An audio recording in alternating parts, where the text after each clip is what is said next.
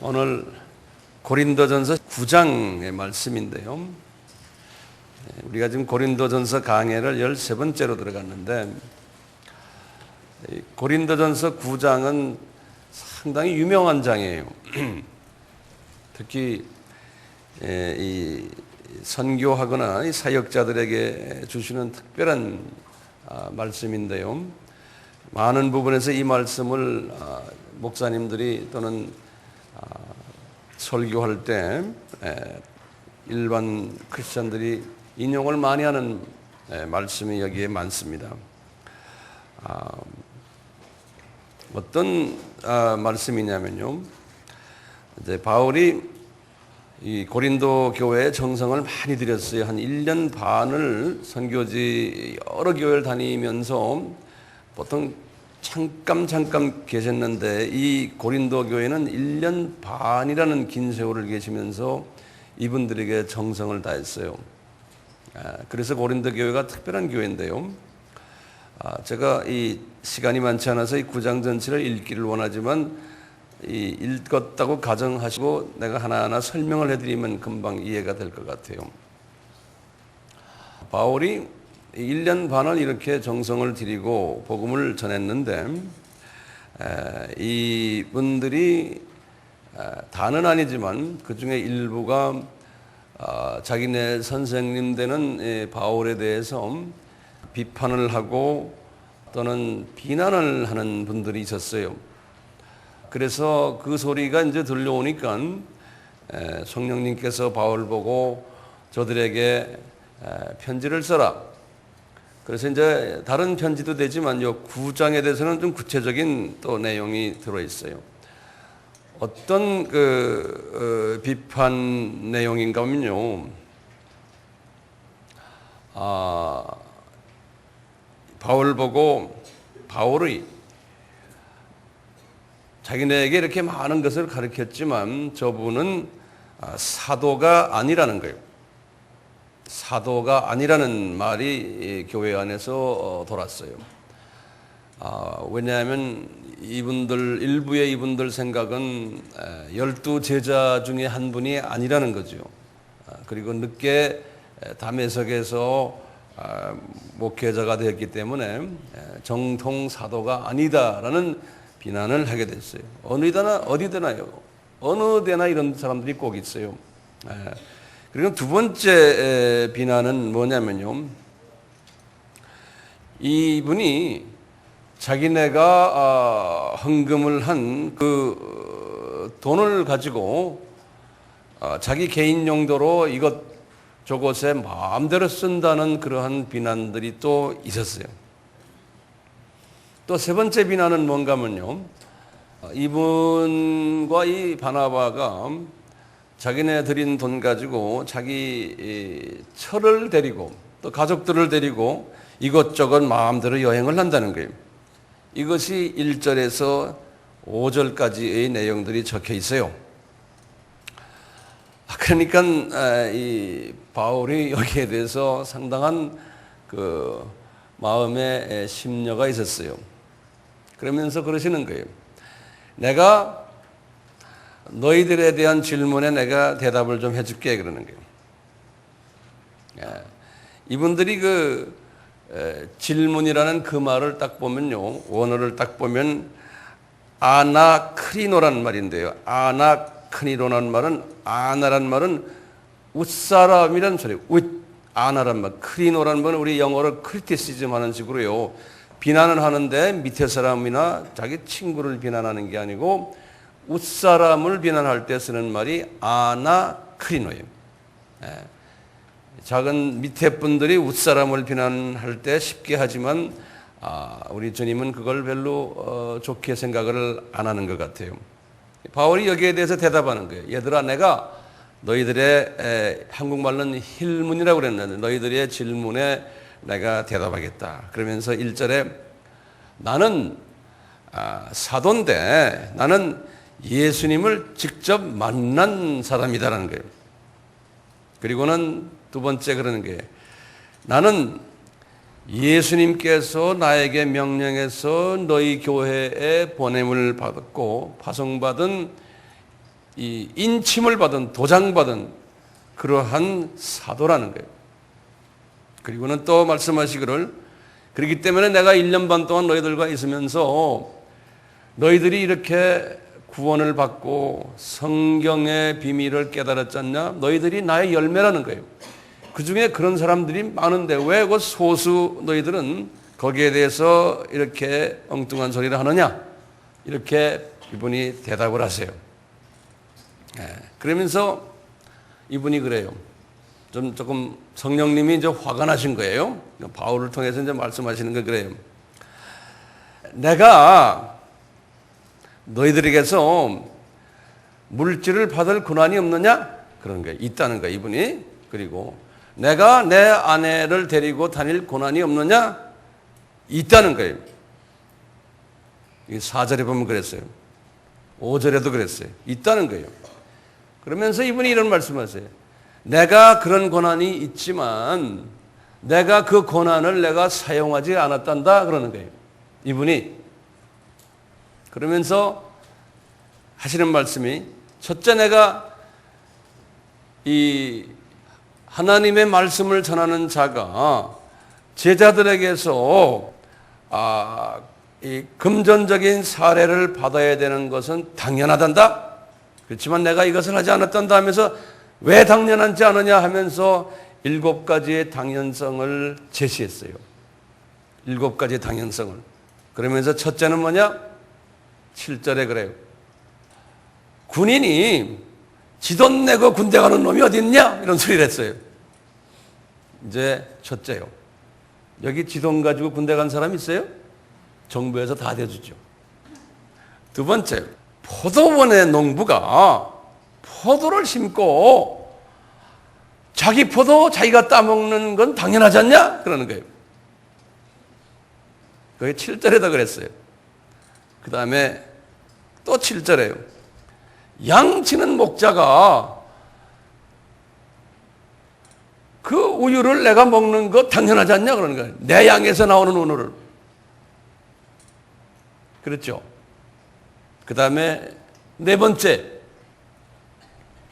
이분이 신명기 25장 4절을 인용을 하세요. 모세에게 주신 말씀인데요. 9절에 이렇게 말씀하셨어요. 이 곡식을 밟아 떠는 소 있죠. 이렇게 이 곡식을 밟은 빙빙빙 도는 소가요. 그 곡식을 그 맷돌 가는 식으로요. 그럴 때 신명기 25장 4절에 그랬어요. 곡식을 밟기 위해서 이게 돌아가는 소에게는 절대로 입에다가 망을 씌우지 말라는 거예요. 지가 갈면서 보면 지가 먹으면서 갈게 놔두라는 거예요. 자, 그 다음에 몇 번째예요? 5번째죠. 5번째 또 이렇게 말한 거예요. 성경에 보면요. 레위기 7장 28절에서 36절. 네, 이렇게 말했어요. 또 민수기 18장 8절에서 20절 제가 여기다 다 적어놨어요. 이 제사장들에게는 아주 좋은 고기도 아주 위편에 있는 이 옆에 있는 다리 좋은 것을 너희들이 선별해서 갖다 드리라고 그랬어요. 그 다음에 첫 소산이나 제일 좋은 기름이나 제일 좋은 포도주나 곡식 처음 익은 열매를 꼭 제사장 아론에게 갖다 드리라고 그랬어요. 그분들도 잡수셔야 되는데 제일 좋은 걸로 잡수시게끔 갖다 드리라는 거예요. 그러면서 바울이 지금 9장 13절에서 이렇게 말했어요. 성전의 일을 하는 이들은 성전에서 나는 것을 먹을 수 있다는 거예요. 그 다음에 제단을 모시는 이들은 제단과 함께 나누게 돼 있다는 거예요. 이렇게 이유를 말씀하세요. 그러면서 이와 같이 예수께서도 복음을 전하는 자들이 복음으로 말미암아 산다고 명했다는 거예요. 14절에 그렇게 말씀하셨어요. 그렇기 때문에 데살로니가전서 5장 12절에도 13절에도 이런 말을 했어요. 형제들아, 우리를 다스리는 자를 사랑 안에서 가장 귀하게 여기고 그들을 잘 모시라는 거예요. 왜냐하면 그들이 하나님의 일을 하기 때문에 그렇다고 말씀했어요. 여섯 번째 이유는요, 뭐냐? 10절에 말씀하셨어요. 밭을 가는 자는 그냥 가는 게 아니고 열매가 나오는 소망을 가지고 간다는 거예요. 곡식을 떠는 자도요, 곡식을 함께 먹는 소망을 가지고 떤다는 거예요. 그렇기 때문에 이 소망을 가지고서 하나님의 종들이 일을 하기 때문에 이 교인들이 그 하나님의 종을 잘 섬겨야 된다는 거예요. 이런 부분에서. 마지막 7절로 그랬어요. 11절의 말씀이 너희에게 신령한 것을 뿌렸기 때문에 너희 육신의 것을 거두는 것은 당연하다는 거예요. 이제 하나님의 종들이 신령한 것으로 먹였기 때문에 당연히 육신의 것은 그 얻어먹은 사람들이 그분에게 바쳐야 된다는 거예요. 예수님도 누가복음 10장 7절에 이렇게 직접 말씀하셨어요. 일꾼이 그 싹을 얻는 것은 당연하다는 거예요. 그런데 바울이 그러는 거예요. 얘들아, 그런데 내가 이런 고난을 다 가지고 있고 성서에서도 이렇게 하기를 7가지로 이렇게 나에게 보여줬는데 내가 자랑하는 것이 있는 게 내가 뭐냐? 내가 이 고난을 쓰지 않았다는 거예요. 바울의 아름다운 부분이 여기 있는 거예요. 이 모든 고난이 있는데 내가 이 고난을 하나도 사용하지 않았다는 거예요. 너희들과 관계에서. 이유는 뭘까요? 이유는 계속해서 바울의 그 편지는요, 거침돌 이슈예요. 혹시 여기에 하나라도 7가지 중에 내가 사용했다면 교인 중에 다는 괜찮지만 소수라도 한 사람이라도 그걸 가지고 마음이 불편해하고 왜 우리 목사님이 왜 돈을 저렇게 많이 받아갑니까? 왜 우리 목사님이 고급화가 됐습니까? 다른 사람들은 괜찮은데 한 사람이라도 그런 사람이 있을까 봐 바울이 나는 안 한다는 거예요. 네, 그렇게 말씀하셨어요. 한 사람이라도 거침돌이 될까 봐. 왜냐하면 바울이 그랬어요. 15절에 바울이 말하기를 내가 자랑하는 것이 헛되게 돌리지 않기 위해서 그랬다는 거예요. 내가 그래서 내가 내 권리를 쓰지 않았다는 거예요. 이분. 그리고는 계속해서 말이에요. 바울이 내가 남에게 전파한 후 자기가 도리어 버림이 될까 두려워서 그랬다는 거예요. 여기에서 이제 버림이라는 단어가요, 지옥 간다는 소리가 아니에요. 27절에 지금 말씀하신 버림이라는 건요. 이 버림이란 말을 제가 그래서 거기다가 원어를 써드렸어요. 아도끼 모스라는 원어예요. 아도끼 모스라는 말을 사전을 쳐보면 이렇게 되어 있어요. 자격 미달 또는 거절되는 것 또는 시험에 합격하지 못한 그런 뜻이에요. 아도끼 모스라는 거예요. 이게 무슨 소리냐면요. 하나님의 종이 목사가 열심히 복음 전하고 잘 가르치고 설교도 잘하고 교회도 커지고 모든 게 다 보면 잘 됐어요. 많은 사람들이 그분을 통해서 참 은혜 받는다 하는데 목사가 돈을 많이 벌고 그것 때문에 좋은 차 타고 좋은 집에 교인들 낸 돈으로 말이죠. 나라가 7가지 권리가 있으니까 마음대로 하는 거예요. 그리고 교인들은 집도 없는 사람 많고 차도 없는 사람 많고 가난한 사람 많은데 목사님은 7가지 권리가 있다고 마음대로 하는 거예요.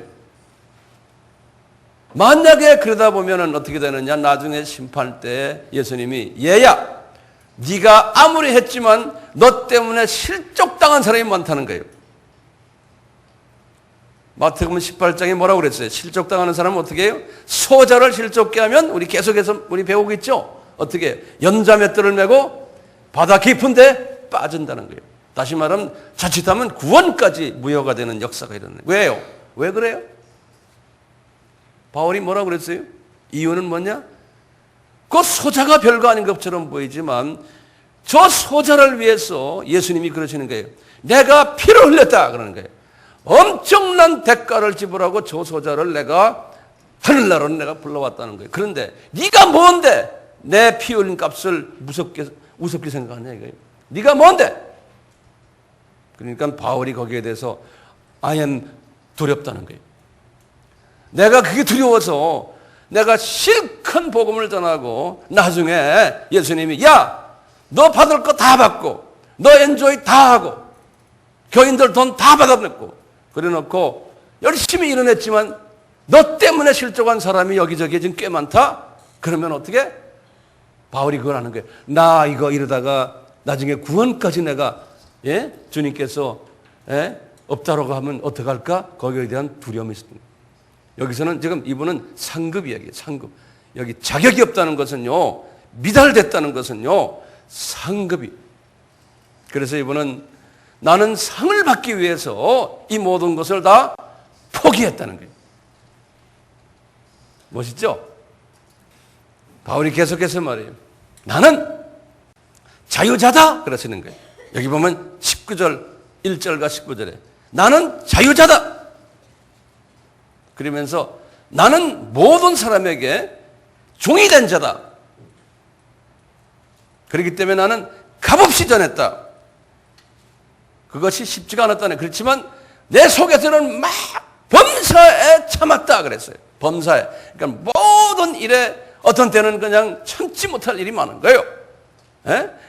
내가 정성을 들여서 가르치고 있는 거 없는 거 다 주고 받을 것도 안 받고 그러고 있는데도 뒤에서 씹는 사람이 나오니까 이게 참지 못할 때가 온다는 거예요. 이 문리 같은 자식도 이렇게 나올 수 있다는 거예요. 그렇지만 참았다는 거예요. 그러면서 여기 지금 15절 보면 아주 멋있는 말이 써 있어요.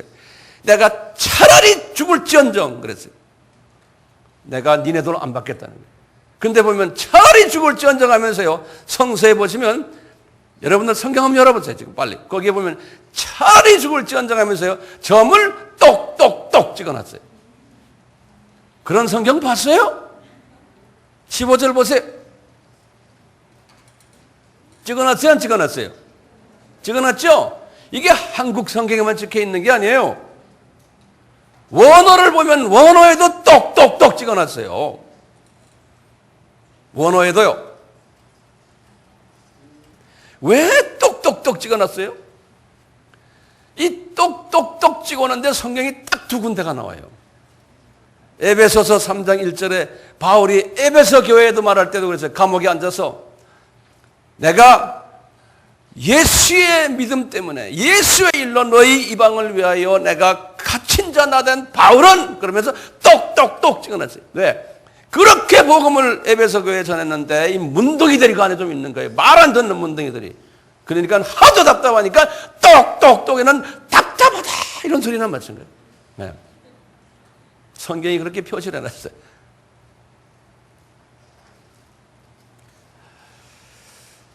이분이 그랬죠.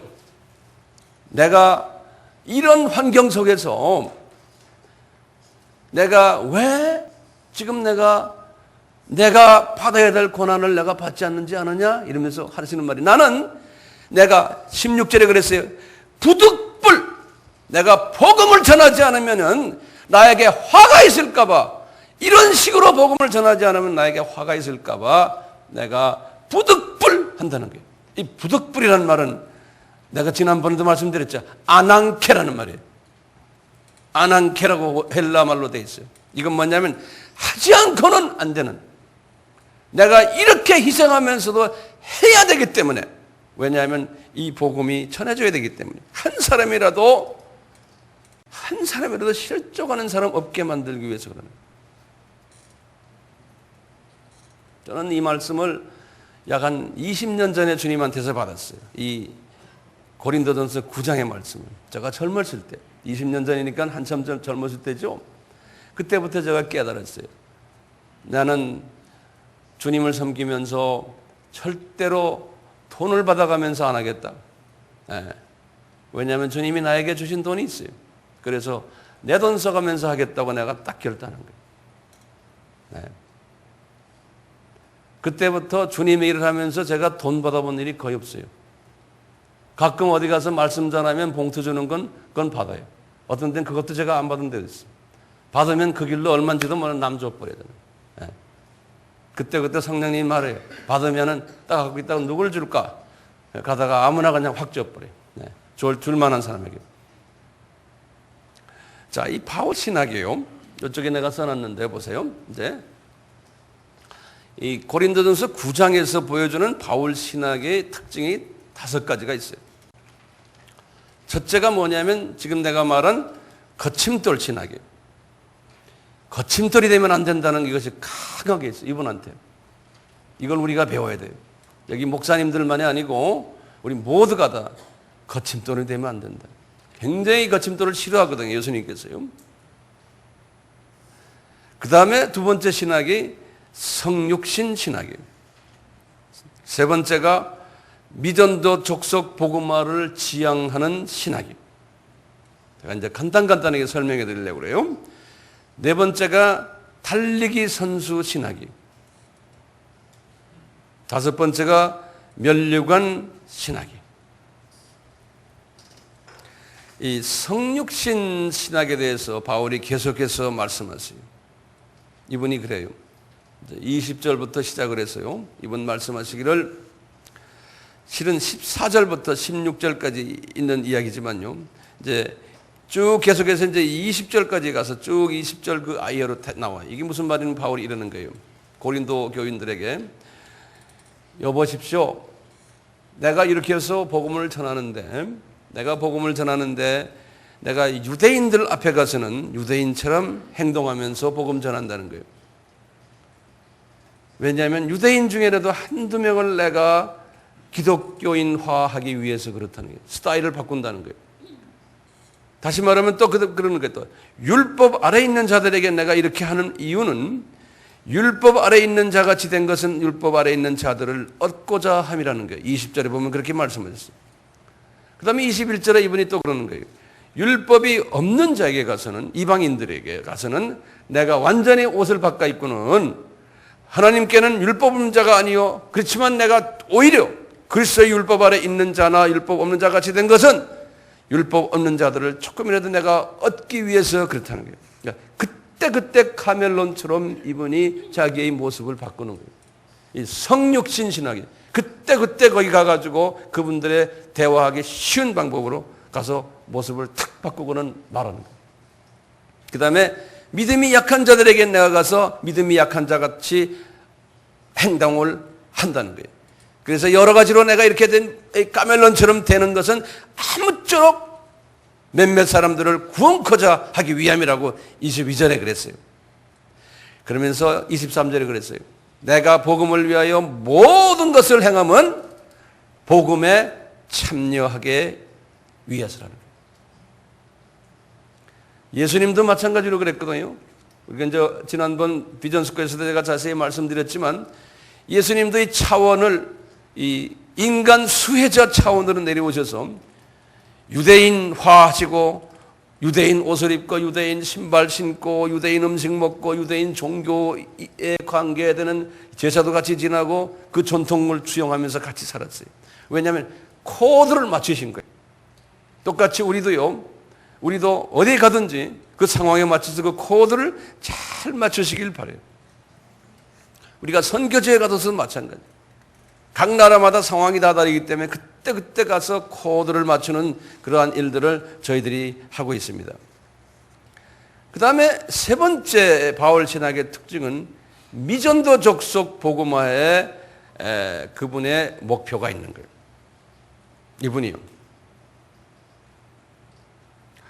이분은 이 고린도 교회 또 그분에게는 미전도 족속들이거든요. 그렇기 때문에 그분들을 조금이라도 얻게 하기 위해서 주님께 이끌기 위해서 이분은 자기의 권한을 다 포기해버려요. 그런데 문제는 이런 문제가 있어요. 이렇게 포기해서 무료로 다 주다 보면요, 이 받는 사람이요 당연하게 생각할 때가 있어요. 거기에 대한 고마움을 느끼지 못할 때가 있어요. 그게 인간의 또 상정이에요. 여러분들도 마찬가지일 거예요. 황 목사님이 10년 동안 돈 한 푼 안 받고 여기서 하고 있으니까요, 우리 스태프들이 아주 그냥 싸구려로 하고 있으니까 싸구려로 생각하고 당연하다 생각할 수도 있어요.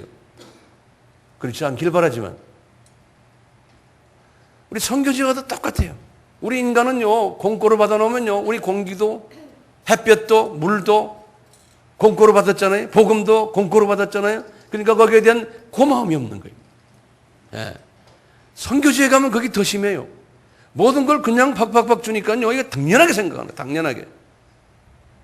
이 루시퍼도 그랬고 아담도 그렇고요. 이 공고를 받았기 때문에 그놈들이 다 그렇게 못되게 돼버린 거예요. 이 바울도 여기에 대한 고민이 있었어요. 계속 공고를 주다 보니까 당연하게 생각하고 조금만 좀 덜 주면은 거기에 대한 불평이 있었던 거예요. 제가 이런 부분에서 지지난주에 우리 신학생들도 이거에 대해서 내가 계속 강조를 하거든요. 너희들 고마움을 알아라. 고마움을 알아라. 공고를 받다 보면은 이렇게 관례가 새 되어버리고 버릇이 되어버려요. 우리 크리스찬들도 그런 경우가 많죠. 제가 선교지에 가서 항상 이야기하는 게 있어요. 니네들 한국을 배워라. 어떤 때는 그 말하면요, 이게 한 500명, 어떤 때는 1000명씩 앉아있다가 몇 놈이 막 일어나요. 그 유명 목사들이죠, 다. 일어나. 막 덤벼들어요, 나한테요. 왜 덤벼들는지 내가 이야기할게요. 그래요. 너희들, 우리 한국이 너희들보다 50년 전에는 더 못 살았단다. 그래요. 우리는 6.25 전쟁이 일어나가지고 내가 그때 나이 8살, 9살 때다. 나는 내 눈으로 봤다. 건물이고 뭐고 아무것도 없었다. 우리는 날씨가 추운 날씨, 더운 날씨 이게 1년에 차게들밖에 없기 때문에 농사는 봄에 농사 지는 순간을 잊어버리면 우리는 농사도 못 짓고 굶어요. 너희 나라는 1년 내내 나오지만 우리 민족은 우리는 밭도 많지 않아. 전체 한 70, 80%가 산이야. 우리는 농사를 제 시간 못 지으면 우리 먹을 것도 없는 민족이야. 그때 아무것도 없었다 우리는.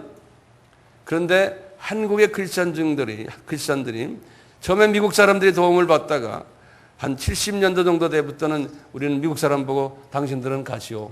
우리끼리 한다. 그래서 우리 코리안 크리스찬들은 11조 내고 헌금이 없는 사람들은 농촌의 할머니 할아버지들은 닭을 잡아가지고 들고 오고 쌀 들고 오고 어떤 사람들은 금가락지 뽑고 목도 이게 다 빼 귀걸이 다 빼서 하나님한테 바치면서 우리는 남한테 의지하지 않았다. 없으면서 그랬더니 하나님이 우리 민족에게 복을 줘서 지금 전 세계 10등 가는 나라가 됐다. 알지? 그럼 안 돼요. 우리 코리아가 부자라는 거 알아요. 앞으로 20년 후에는 미국에 지금 뉴욕에 있는 경제 전문가들이 뭐라고 그러는지 아느냐? 한국이 전 세계에서 2등으로 부자가 되는 나라가 된다고 예언하고 있다. 왜 그런지 아느냐? 한국 민족이 똑똑해서가 아니야. 한국 교회가 똑똑해서가 아니라 한국 교회 안에 소수의 우상 섬기지 않고 주님한테 바치는 사람들이 있고 기도하는 사람들이 있기 때문에 그 사람들 때문에 전 민족이 이렇게 되는 거다. 너희들 그 소수가 되라. 너희 민족이 앞으로 10년, 20년에는 이렇게 될 것이다. 이렇게 막 제가 도전을 해요. 그러면 그 안에서요, 딱 반응이 두 가지로 나와요. 어느 나라가나 똑같아요. 뭐라고 그러냐면, 한쪽에서 딱 나오는 게, 아멘, 할렐루야, 뭐 어떤 분들은 막 울어요. 자기네가 그렇게, 왜냐? 니네들 말이야, 에? 언제까지 이런 집회할 때, 니네들 차비도 달라고 그러고, 하루 세 끼 밥 달라고 그러고, 연필값도 달라고 그러고, 노트값 달라고 그러고, 언제까지 그럴래? 에? 코리아를 배워라, 코리아를 배워라, 이놈들아. 우리가 너희들보다 더 가난했다. 이거보다 더 소리 질러요, 제가. 네. 내가 막 소리 지르는데 통역하는 형제도 막 연락가지고 막 떠든다고요. 그러면 거기에서요, 막 통곡하면서 우는 사람들이 있어요. 네. 서양 선교사들이 말하는 게 뭔지 아느냐? 자기네가 200년을 선교했지만 열매 맺은 나라는 한국밖에 없다 그런다. 왜냐? 한국이 남한테 손 벌리지 않았기 때문에 그렇다. 우리는 스스로가 일어났다. 그리고 11조 냈다. 선교헌금 냈다. 니네들은 왜 못하는? 우리보다도 100년 더 기독교가 먼저 들어갔는데 대부분 나라들이 다 100년 우리보다 일찍 들어간 나라들이에요. 그러면 우는 사람이 있어요. 근데 한쪽엔 또 아주 밥만 오는 친구들이 다 앉아있어. 뭔데 그래? 딱 손을 들어. 일어나가지고 황 목사님! 막 소리 지른다, 나한테? 그 지금 막 있는데, 그래. 한국이요, 돈 벌었지만요, 한국 선교사들 보세요. 여기 와서 다 장사꾼들이요. 막 이런다고. 제대로 복음 전하는 사람 없어. 막 떠드는 사람들 나와요, 또. 그러면 이게 또 우리를 막 공격하는 거예요. 와서 말이죠, 뭐 프로젝트 만들어서 막 이러지만요, 실제로 복음 전하고 정말 제대로 하는 사람 많지 않습니다. 그러는 거예요.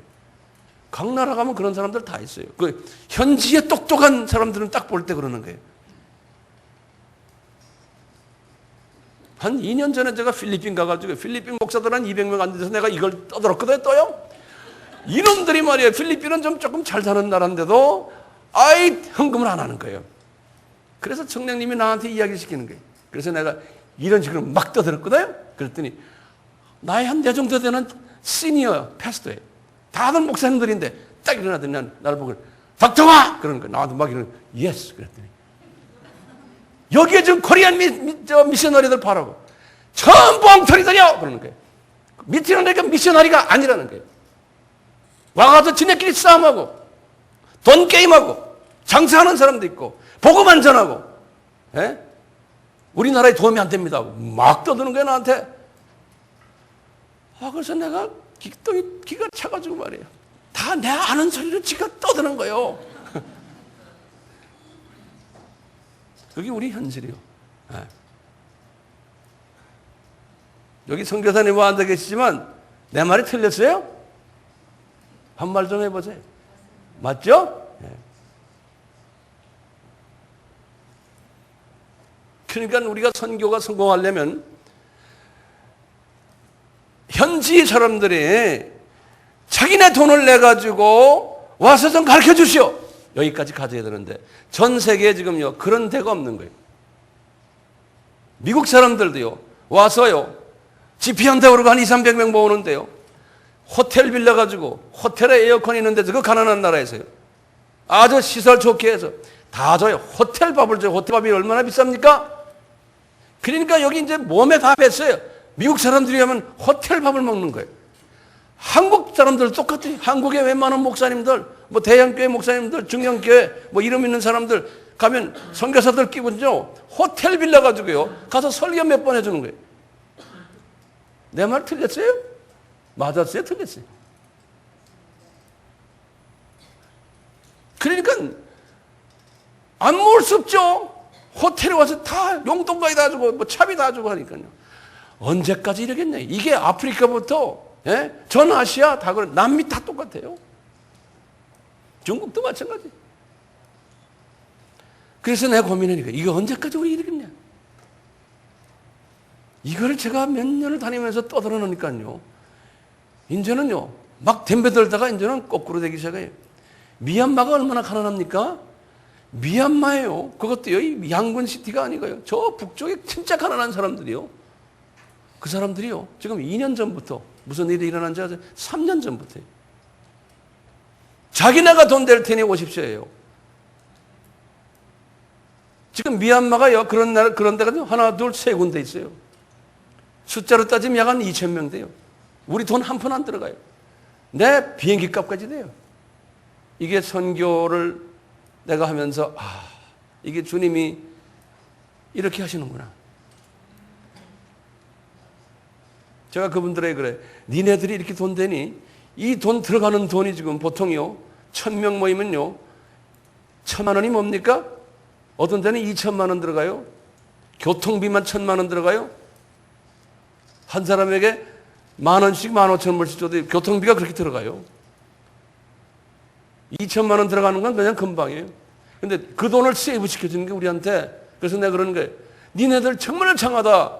너희들이 우리 돈을 세이브해 주니 이 돈 가지고 어디 가냐? 이 돈 가지고 진짜 가난한 데 가서 우리가 이걸 쓰겠다. 너희들 우리의 선교사나 동력자다. 이제 니네 돈을 쓰는 거다. 그러면 할렐루야 하면 막 난리들이에요.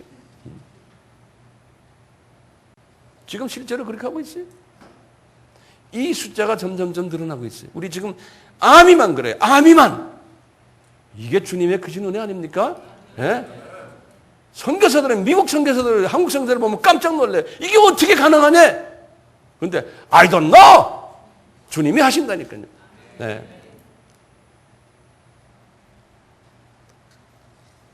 이번에도 서성교사님이 일주일 전에 이메일이 왔어요. 타칠렉이라고 라오스와 타국하고 그 국경에 있는 그 동네인데요. 외국 사람 들어가기가 쉽지가 않은데요.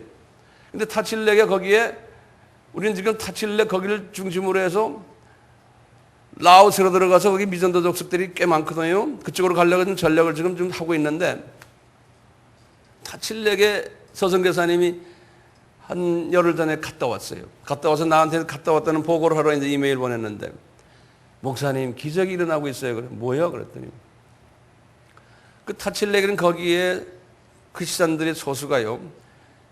이 미얀마를 위해서 세계를 위해서 주님의 재림을 위해서 특별히 기도하는 중보기도 팀들이 있대요. 예. 근데 그 사람들이 계속해서 기도를 하는데 내 이름은 들었지만 내 얼굴을 모른다는 거예요. 그래가지고 기도를 하는데 그 사람들에게요. 황 목사님의 얼굴을 쫙 보여주시더래요. 그분들 기도 가운데. 그래서 서성교사님이 들어가가지고 그분이 이렇게 생겼냐고 사진을 줬대요. 그랬더니 아 맞다 그러더래요. 그러면서 그분들이 메시지를 계속 봤는데 뭐라 봤냐면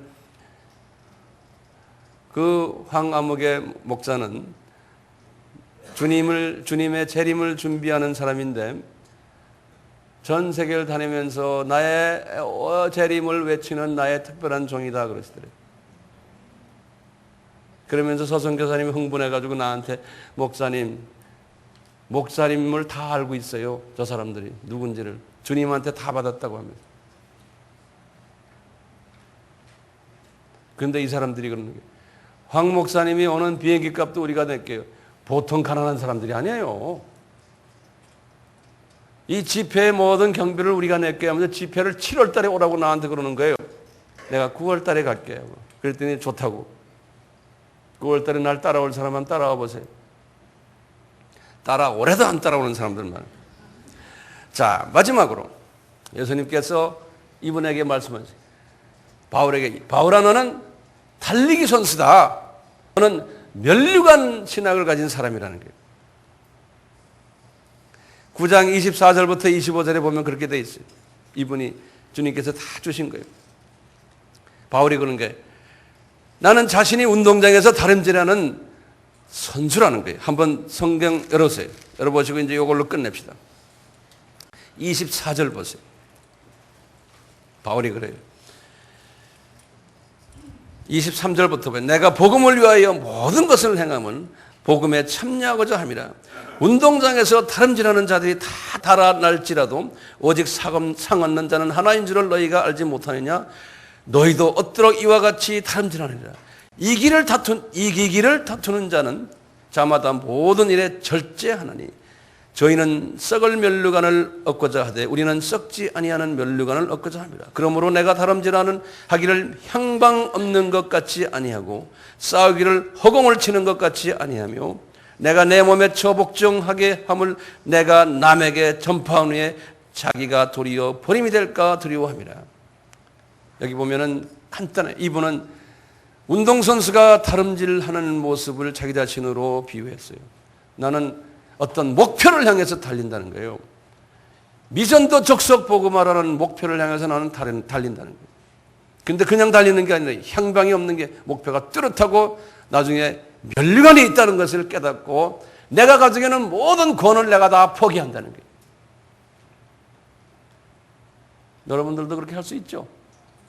저는 이 말씀에 내가 20년 전에 감동을 받고요. 내가 지금도 뭐 온전치 못하지만 이 말씀대로 내가 한번 살아보자 하고 요만큼 지금 온 거예요. 이제 우리 아미 형제자매들이요. 한번 해봅시다. 네? 요 5가지를 잊지 마세요. 그리고 묵상하세요. 자꾸 묵상하세요. 그냥 듣고 말하지 마시고 자꾸 묵상하세요. 묵상하시고. 주님, 내 있는 입장에서 제가 바울의 이 5가지의 이 비전을 나에게도 주시옵소서. 우리 같이 기도합시다. 조용히 주님과 대화하세요. 이 5가지를 생각하시면서.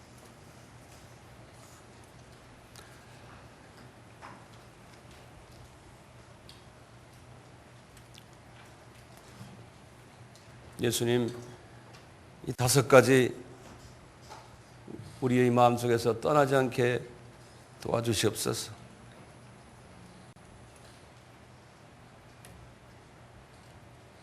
이 바울의 이 특별한 구장에서 보여준 신앙 노선이 우리의 삶을 지배하도록 도와주시옵소서. 바울은 모든 것을 할 수 있는 권위 있었지만 그 권을 사용하지 않았던 그 멋있는 사람, 우리 모두가 되도록 우리의 있는 입장에서 이러한 복된 사람으로 우리를 만들어 주시옵소서. 예수님의 이름으로 기도드리옵나이다. 아멘. 지금 이 시간은 예수 그리스도의 무한하신 은혜와 하나님 아버지의 극진하신 사랑하심과 성령님의 끊임없는 가르치게 하심과 순종케 하심이 우리에게 항상 있기를 축원하옵나이다. 아멘.